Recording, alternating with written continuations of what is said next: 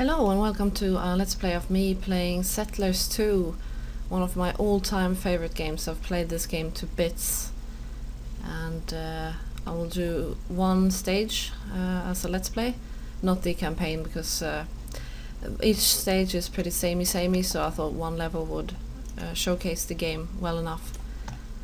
So let's see, this is a pretty good stage. It's big, has some variety to it. It's a bit of desert, a bit of forests, and some mountain range and stuff. You have like these lava stages. I'm not very fond of those. They're kind of dreary.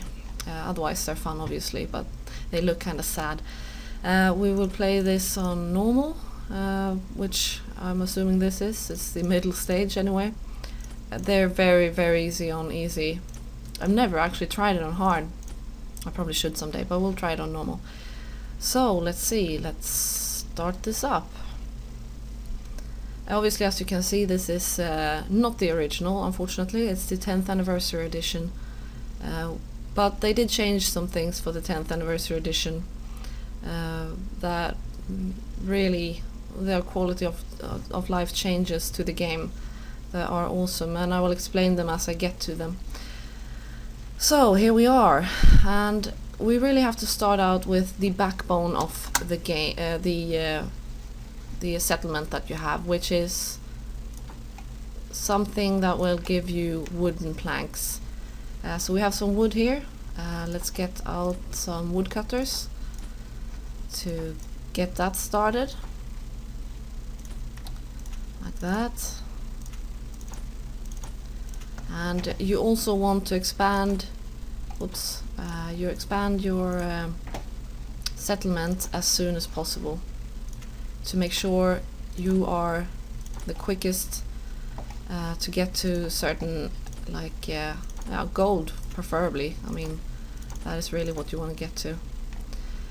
And we have some stone over here, so we'll build a quarry, get right into hacking out that stone.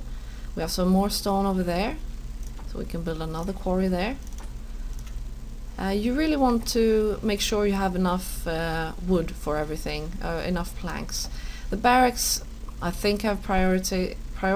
Actually, the sawmill and woodcutters' huts probably have priority because they will supply you with it. We also want to find out what's over here, so we'll erect a flag, send out a geologist, and he will tell us what's over there. Obviously there's a lot of waiting in this game for things to just happen, like buildings to be built.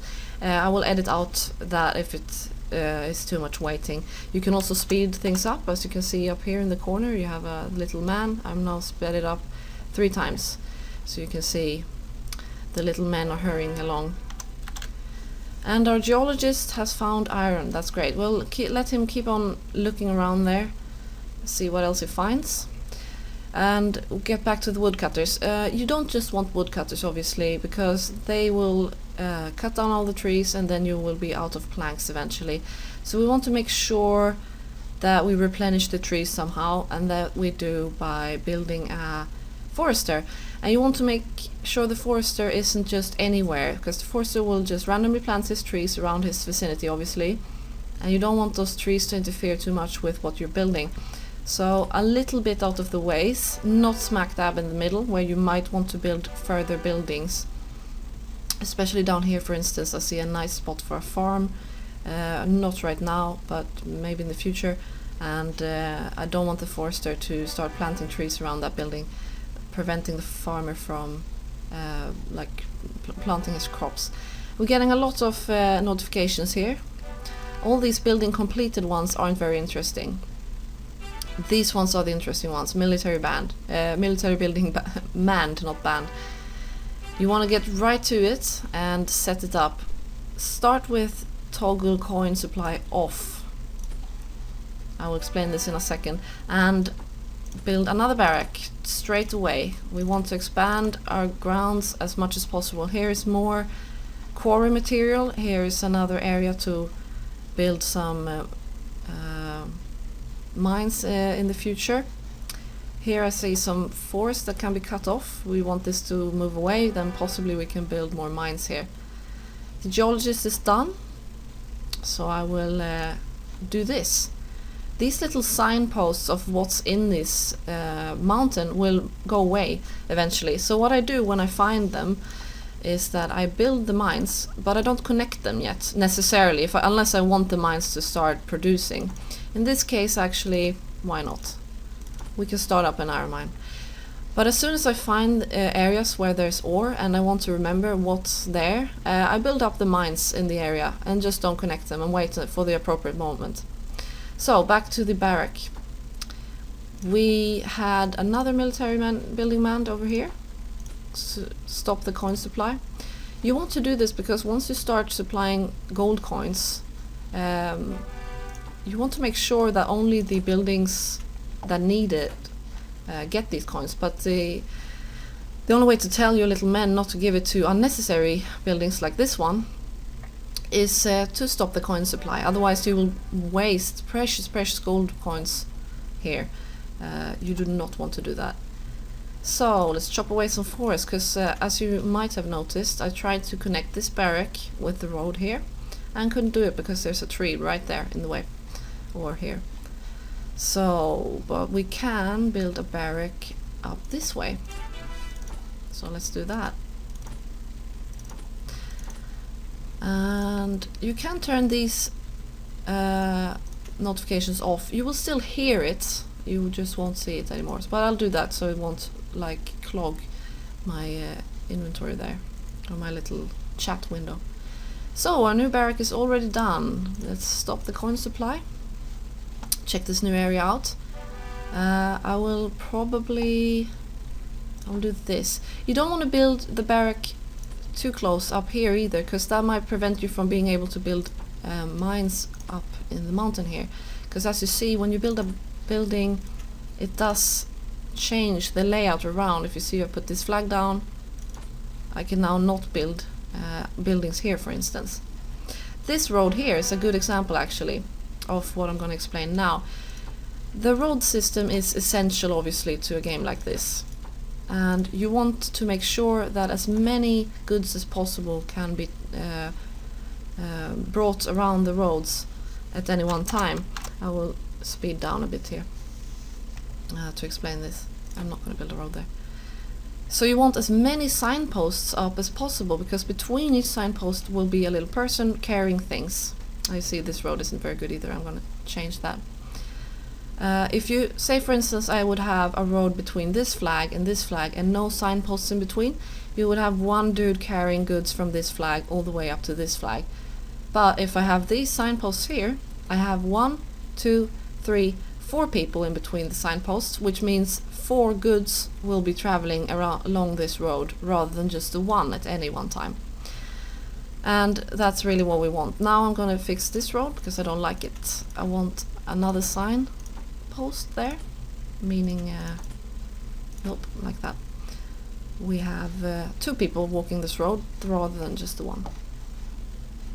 And this is definitely essential, and one of the major things that make you win against the computer, because they normally don't do this, at least on the easier modes. They will have horrible road nets, horrible infrastructure, and just not get their goods where they want it to be in time. So we have a barrack up there. Let's check what's down here as well. I build these the smallest barracks in the beginning because they are the fastest to build, and you are not likely to encounter your enemy this soon in the game unless you're playing on a really small map. Now in the early game, in the first game, the original version that was released in 1996, once you had built a military building, that was it, you couldn't change it. Great. This building is done. Let's toggle that off. So if you happen to build a barrack like this, the weakest building, it only holds 2 soldiers at any time, and the enemy was crouching in, you would have a very weak building defending your land, which could be a problem. You really had to plan how to build your military buildings and make sure you didn't have too weak buildings in weak spots. What I had to do when I played the original game was sometimes you had to burn the military building down and build up a stronger building, but that was obviously very risky, not to mention that you might destroy further additional buildings around that. What they did change for the 10th anniversary edition, which is awesome, is the possibility to extend, like you can see here. This will upgrade my military building to stage 2 basically, which is a small stone fort. And that is a really great addition to the game. I love it. It does, I mean, it did require some planning when you did this in the original version, but it was the wrong kind of planning, if you know what I mean. And now this is done, I can toggle that off at once. Let's see, let's find out what's in this mountain right here, because if we find gold we want to make sure to extract it as soon as possible. And now I think, since we are dabbling a bit in the mining business, we should start up some farms to make sure we can feed our mine workers. And I have some great space right here for farming. The farms take up a lot of space, so you need to find a good place for them to be. Now that I have 2 farms, I can build a bakery and a mill to make sure I use the crops that I get. And we can build a little well here, because the bakery needs flour and water to make one bread. I see we have some water over here. I would like to get there to fish, so I will fix that eventually. Now that is manned, I see nice area here for mining. We will send out another geologist right there and continue our expansion. Always continue your expansion. Fix this road like that. Now we are getting a bit away from our center of area here. That means that since this is the place all the goods get to, if you want to build something over here, all the material has to travel this way over here. To fix this, you can build a storehouse a little bit closer. That means that goods produced closer to the storehouse will enter the storehouse instead of going to this capital. And when you build things, they have to travel a shorter way, saving you time, and time is of the essence in this kind of game. Now, since my wood production is over here, my planks will still go into the headquarters. They will not go to the storehouse. So what you can do is build up a new wood production right here, which I won't do right now. But I will probably do that when I get even further away from the headquarters. This is still fine. But I always like to have these storehouses mostly to prevent from clogging up the roads, because I will probably start producing stuff here. If I have mines here, for instance, or I decide to chop down this little forest here, I will want to make sure that not everything has to clog up the roads to go up into my headquarters. Okay, let's check this out. Let's do that. We can remove this forest as well, because this is another nice area for farming. Here we have some more mountain, more mines possibly to build, and we have found some stuff, so let's check that out. We found more iron here. I'll remove the flag and set up some mines. Well, a mine. The rest of the area is not buildable, unfortunately. But we have that at least. And we found coal over here. That is great. You need iron and coal to make steel, obviously. And with steel you make weapons. And with weapons you make soldiers. And that's the circle of life in this game. So, let's see. I think that's a pretty good start to this game. I can actually connect this barrack here now, so I will do that. And then I will end this episode here. And thank you very much for watching. And I'll see you in the next part.